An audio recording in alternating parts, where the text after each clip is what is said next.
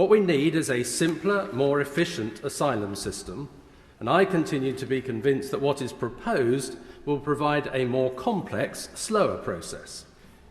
But fundamentally, I am with all those who oppose the two-group system, as it creates a fundamental injustice for fair treatment of all refugees, regardless of how they arrive.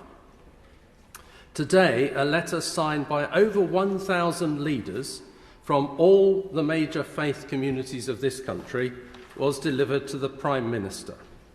I quote from that letter: "Dear Prime Minister, as leaders within faith communities across the UK, we are horrified and appalled about the potential repercussions of the Nationality and Borders Bill. We urge you to reconsider the proposals even at this late stage." It goes on later to say, "Currently, Clause 11 sets out the differential treatment of refugees.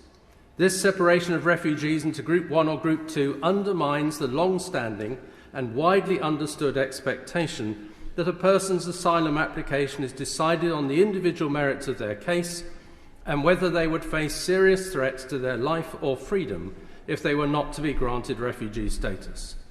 The artificial manufacture of a two-tier system creates two different classes of refugees.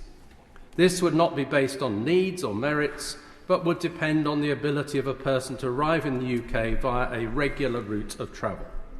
This is a clear breach of the principles of the Refugee Convention, and we have seen no credible evidence that it will stop irregular migration across the English Channel.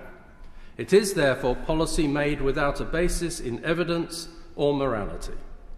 Criminalising and punishing vulnerable asylum seekers who have little choice but to arrive in the UK through irregular routes, when the majority are subsequently able to prove that they have a legitimate basis for their asylum claim, is a disgraceful and dishonourable policy and should be abandoned."